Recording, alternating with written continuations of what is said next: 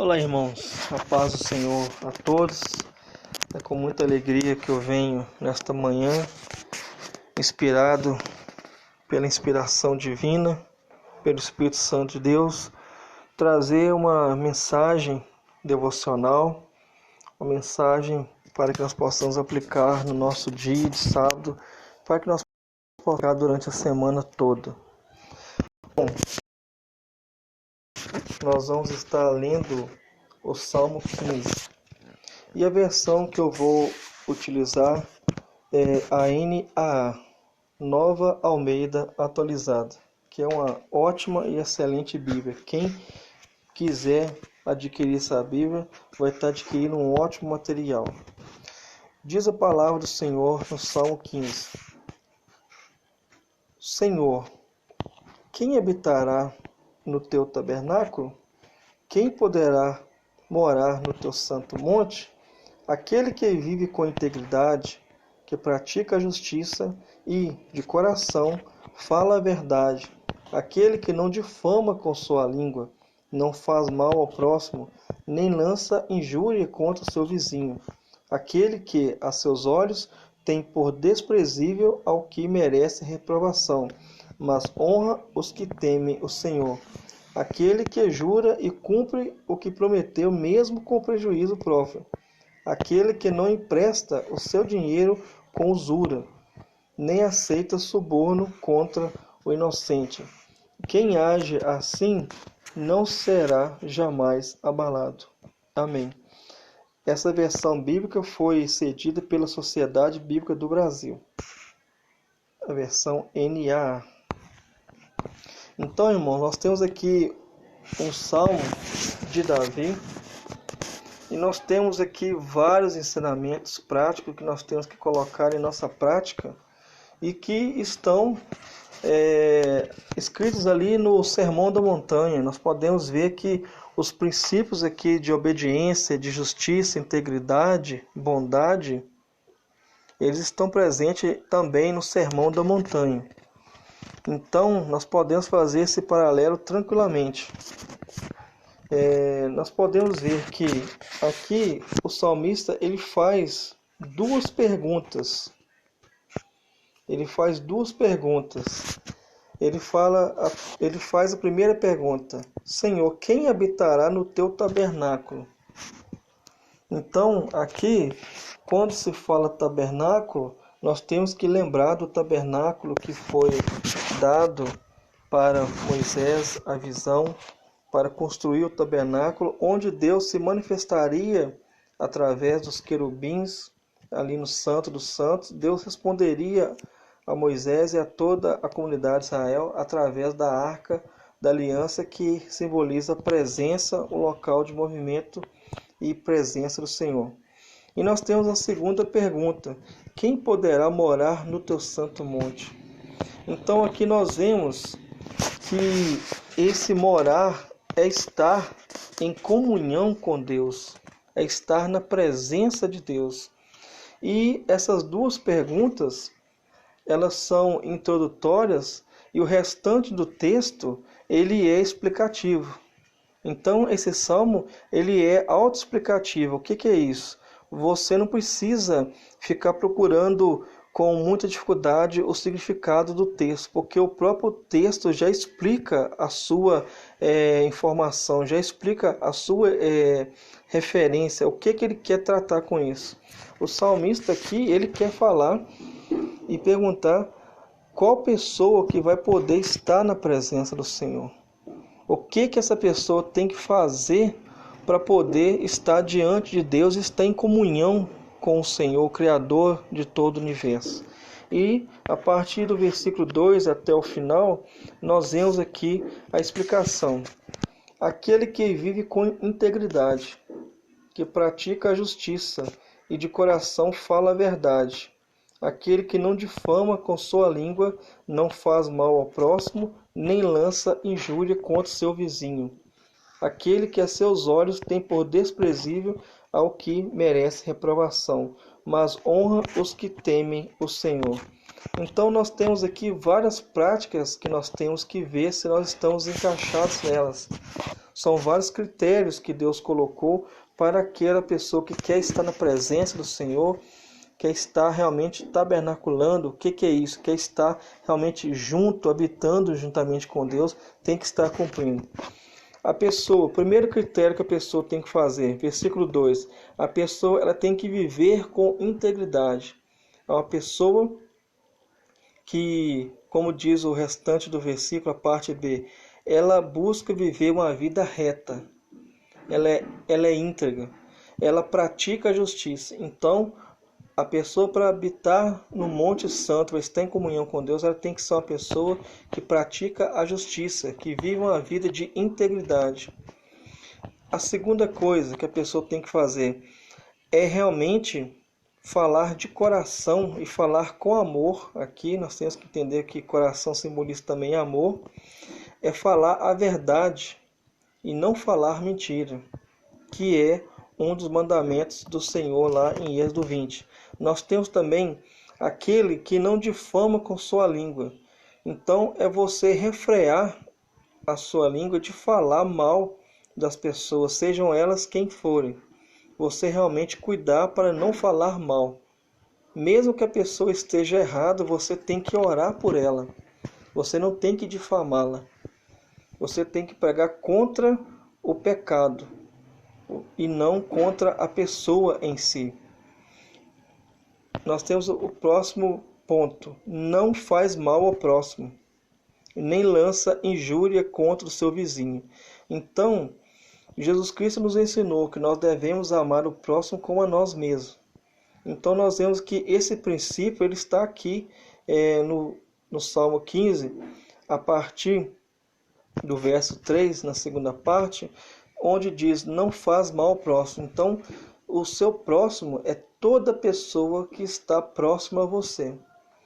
Então, quando Jesus Cristo ele fala daquela parábola do bom samaritano, o bom samaritano ele nos mostra que o nosso próximo é toda pessoa que passa por nós, que está na nossa frente, do nosso lado. Não é somente pessoas da nossa família, não é somente pessoas do nosso trabalho ou da nossa religião ou da nossa igreja, mas o nosso próximo é aquela pessoa que não faz parte da nossa religião, que não faz parte da nossa fé. Então, nós devemos fazer o bem e não o mal, porque aí poderemos estar na presença do Senhor. Passando a seguir, aquele que a seus olhos tem por desprezível ao que merece reprovação, mas honra os que temem o Senhor. Então, aqui não é que a pessoa vai ser arrogante e se sentir uma pessoa soberba, se sentir uma pessoa muito superior às outras, mas é uma pessoa que realmente ela despreza aquilo que deve ser desprezado, aquilo que é pecado, aquilo que é imoral, aquilo que vai contra as Escrituras, aquilo que vai contra a natureza, aquilo que vai contra a vida, aquilo que vai contra a biologia, isso é desprezível. Aquilo que vai contra os princípios de Deus, os princípios da palavra, contra os 10 mandamentos e seus princípios, isso realmente é algo a ser reprovado. E nós temos aqui no finalzinho, diz assim, aquele que honra os que temem o Senhor. Isso aqui é muito importante. Toda pessoa que honra o Senhor, ele vai honrar aquelas pessoas que temem o Senhor. Nós temos que entender que nós devemos dar honra a quem tem honra. Então, quem honra o Senhor na sua vida, com o seu testemunho, com o seu trabalho, com as suas ofertas voluntárias, com o seu serviço, com o seu ministério, de uma forma realmente piedosa, humilde, essa pessoa ela é digna de ser honrada. E quem pratica isso, quem honra, está cumprindo os critérios para poder estar junto ao Senhor, junto ao monte do Senhor, que significa estar na presença do Deus Todo-Poderoso. No final aqui diz, aquele que jura e cumpre o que prometeu, mesmo com prejuízo próprio. Nós temos que ver que a pessoa tem que ter palavra. Quem serve a Deus tem que ter palavra. Se você faz uma promessa e depois você para e analisa e vê que você vai levar prejuízo com aquilo, mesmo que você leve prejuízo, em determinada situação você tem que cumprir a sua promessa, você tem que cumprir a sua palavra. Quem serve a Deus não pode ficar falando sim e não ao mesmo tempo. A pessoa tem que ter sabedoria, maturidade para não poder se atrapalhar nas suas promessas e não dar motivo para escândalo para o Evangelho do Senhor. Isso é muito importante, cumprir os nossos compromissos, sejam escritos ou sejam falados. E aquele que não empresta o seu dinheiro com usura. Usura significa você emprestar o dinheiro buscando um juro muito alto. É pessoa que empresta um dinheiro e recebe 4, 5, 6 ou mais vezes aquele valor. Realmente explora a pessoa que precisa de uma ajuda financeira naquele momento. Então, a pessoa que faz empréstimos, mas faz com justiça, com amor, essa pessoa ela está cumprindo o critério para poder estar na presença do Senhor. É de tais pessoas que Deus se agrada e é de tais pessoas que Deus se revela. Nem aceita suborno contra o inocente. Isso aqui é muito importante. A pessoa que aceita suborno contra o inocente, ela está cometendo um mal terrível e ela receberá por isso. Porque Deus ama o pobre, Deus ama o necessitado, Deus ama o órfão, a viúva, o estrangeiro.